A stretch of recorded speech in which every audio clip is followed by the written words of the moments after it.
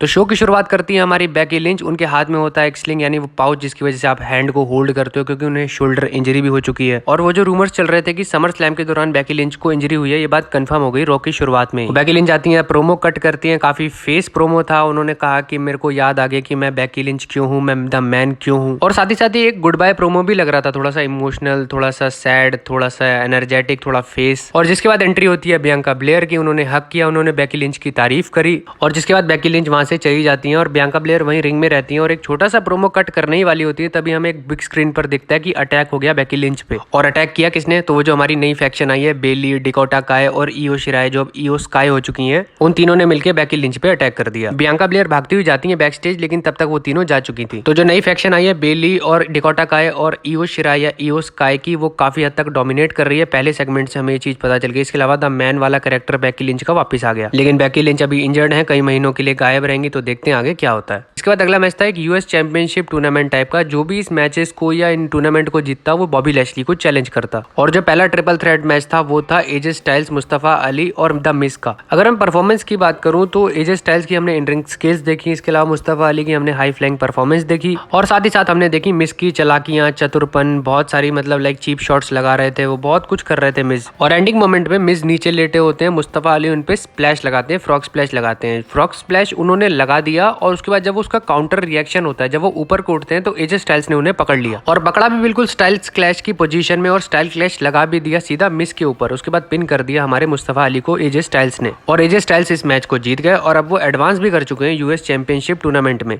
जिसके बाद एंट्री होती है हमारे सेथ फ्रीकन रॉलिंस की। वो रिंग में आते हैं, वो मैट रिडल के बारे में बात करते हैं, वो समर स्लैम के बारे में बात करते हैं। और जो मेन लाइन थी उनकी नोट करने वाली वो थी कि मैंने मैट रिडल को पिक्चर से हटा दिया और अब मैं अनडिस्प्यूटेड यूनिवर्सल चैंपियनशिप पे ध्यान लगाऊंगा। रोमन रेंस के पीछे पूरी बारात लगी हुई है चैलेंजर्स की, तो देखते हैं आगे क्या होता है। उसके बाद एंट्री होती है स्ट्रीट प्रॉफिट्स की और सेथ रॉलिंस ने स्ट्रीट प्रॉफिट्स को देखते उनका म्यूजिक बंद करवा दिया। वो काफी नाराज लग रहे थे कि स्ट्रीट प्रॉफिट्स उनके टाइम पे यहाँ पे क्यों आ गए। और सेथ रॉलिंस ने एक लाइन बोली स्ट्रीट प्रॉफिट्स को कि तुम्हें ब्रेकअप कर लेना चाहिए, क्योंकि तुम बहुत दिनों से टैग टीम में हो और अब तुम्हें टैग टीम को छोड़ देना चाहिए। तो जो लोग मॉन्टेस फोर्ड का सिंगल्स करियर देखना चाहते थे उनके लिए सेथ रॉलिंस की लाइन काफी अच्छी हो सकती है, काफी सुख प्राप्त करने वाली हो सकती है। तो स्ट्रीट प्रॉफिट्स एक छोटा सा गेम खेलते हैं रैम परी की स्टोन पेपर सीजर, और मॉन्टेस फोर्ड चीटिंग करते हैं, रेफरी लाते हैं और सीधा रिंग में घुस जाते हैं। और जिसके बाद इन दोनों का मैच स्टार्ट हो जाता है। मैच बहुत ही शानदार था। एक मोमेंट ऐसा भी था कि सेथ रॉलिंस बस पिन होने ही वाले थे, उन्होंने अपना पैर रोप पे रख दिया। एंडिंग मोमेंट में अपना सुपर स्प्लैश लगाने वाले थे मॉन्टेस फोर्ड, लेकिन पैर आगे कर दिया हमारे सेथ रॉलिंस ने। मॉन्टेस फोर्ड हुए डिसबैलेंस और सेथ रॉलिंस ने लगा दिया अपना कर्ब स्टॉर्म और इस मैच को जीत गए।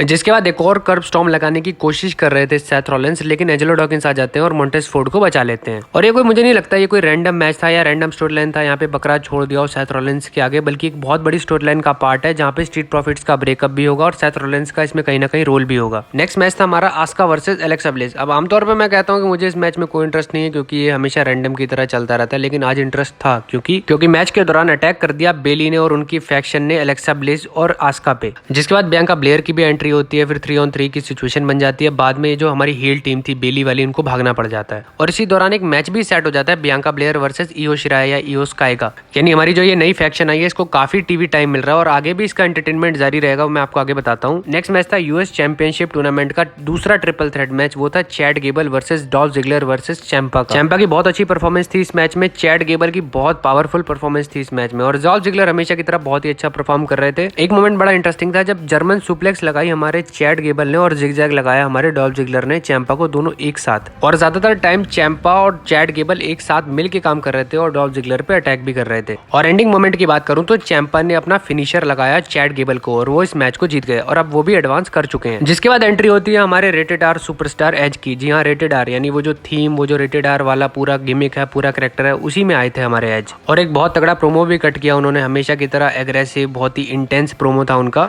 और उस प्रोमो की जो मेन लाइन थी वो थी कि मैं डिस्ट्रॉय कर दूंगा जजमेंट डे को। बेसिकली बस यही लाइन थी मेन, बाकी तो क्राउड के साथ चीयर कर रहे थे या क्राउड के साथ हैंग अप करने की कोशिश कर रहे थे। और एज को लेके मुझे थोड़ा कंफ्यूजन है, क्योंकि समर स्लैम में वो डेविल वाले लुक में आए थे और आज मंडे नाइट रॉ पे थोड़ा नॉर्मल रेटेड आर सुपरस्टार बन के आए थे। जिसके बाद अगला मैच था Bianca Belair versus Iyo Sky का। थोड़ी देर ये मैच चला था, बेली और डकोटा काई की इस मैच में इन्वॉल्वमेंट लग रही थी, तभी एंट्री होती है अलेक्सा ब्लिस और आस्का की, क्योंकि थोड़ी देर पहले इसी फैक्शन ने उनपे अटैक भी किया था। तो मामला 3-on-3 का हो गया, जिसके बाद भी इन दोनों का मैच थोड़ी देर चला। उसके बाद हो गई एक बहुत बड़ी ब्रॉल, और ब्रॉल तो बहुत ही खतरनाक हुई थी। WWE ऑफिशियल्स को आना पड़ गया, एडम पियर्स को आना पड़ गया, इन दोनों को सेपरेट करने की कोशिश की जा रही थी दोनों टीम्स को, लेकिन कोई हटने को तैयार नहीं था। और एंड में स्टैंड टॉल किया हमारी फेस टीम ने रिंग में, और वो जो बेली वाली पूरी फैक्शन थी उनको वहां से भागना पड़ गया। लेकिन ये जो कमाल करा ना ट्रिपल एच ने, इसके लिए तो मैं मतलब सैल्यूट करने को तैयार हूँ। और जो भी जानता है, जो भी WWE को देखता है, जिसने विंस मैकमैन के डिसीजन देखे हैं वुमेन्स डिवीजन को लेके, वो अच्छे तरीके से ट्रिपल एच की तारीफ करेगा, उनको प्रेज करेगा। और पिछली समर स्लैम की वीडियो में मैंने कहा था कि वुमेन्स डिवीजन में जान फूंक दी, और इसका परफेक्ट एग्जांपल आज हमने मंडे नाइट रॉ पर देख लिया। जिसके बाद अगला मैच होता है एजे स्टाइल्स वर्सेस चैंपा का, और जो भी इस मैच को जीता वो बॉबी लैशली को चैलेंज करेगा यूएस चैंपियनशिप के लिए। और अगर मैं मैच की बात करूं तो मैच बहुत ही शानदार था, बहुत अच्छे मूव्स लगा रहे थे एनएक्सटी वाले चैंपा हमारे, और एजे स्टाइल्स हमेशा की तरह इन रिंग स्किल्स उनकी बहुत ही कमाल की रहती हैं। और इस मैच में हमने मिस की भी इन्वॉल्वमेंट देखी। एक टाइम ऐसा है जब टाइम स्कीपर एरिया में घुसा दिया था हमारे एजे स्टाइल्स को चैंपा ने, और मिस ने उनको होल्ड कर रखा था, जबकि रेफरी को दिख नहीं रहा था कि मिस ने उनको होल्ड कर रखा है, और 10 काउंटडाउन चल रहा था रिंग में। जैसे तैसे एजे स्टाइल्स पहुंच गए रिंग में, 10 काउंटडाउन तो कट गया, लेकिन उसके बाद लगाया फिनिशर अपना चैंपा ने, और एजे स्टाइल्स को पिन कर दिया और इस मैच को जीत गए।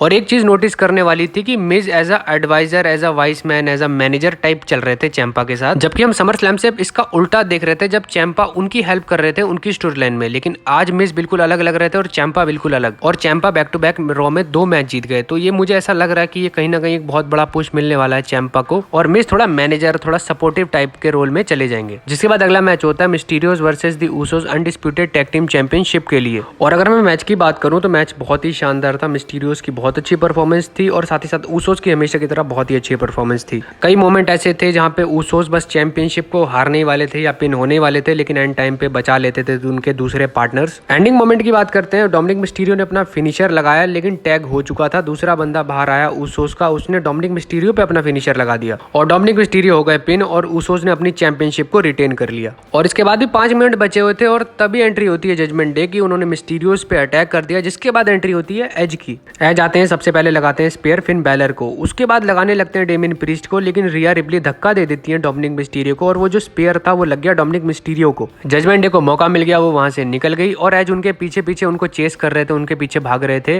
और रिंग में पड़े हुए थे हमारे डोमिनिक मिस्टीरियो। उनकी हालत बहुत खराब थी, डॉक्टर उन्हें चेक कर रहे थे और रे मिस्टीरियो उन्हें देख रहे थे, और यहाँ से चली गई रॉ ऑफ एयर। तो बहुत कुछ अच्छा था WWE में, एक नई WWE थी, उसमें TV14 का भी एंगल था, ट्रिपल एच की पूरी क्रिएटिव कंट्रोल का भी एंगल था। और भले ट्रिपल एच ने कुछ चीजों में कॉम्प्रोमाइज कर दिया, लेकिन वुमेन्स डिवीजन में तो बिल्कुल जान डाल दी, बिल्कुल प्राण डाल दिए। आज ऑस्टिन थ्योरी शो पर नहीं थे, बॉबी लैशली भी शो पर थे, लेकिन बैक स्टेज थे, मेन रिंग का उनका कोई प्रोग्राम नहीं था। तो ओवरऑल काफी अच्छा शो था, और ये थी मेरी आज की वीडियो। प्लीज चैनल को सब्सक्राइब कर दो, लाइक कर दो और शेयर कर दो।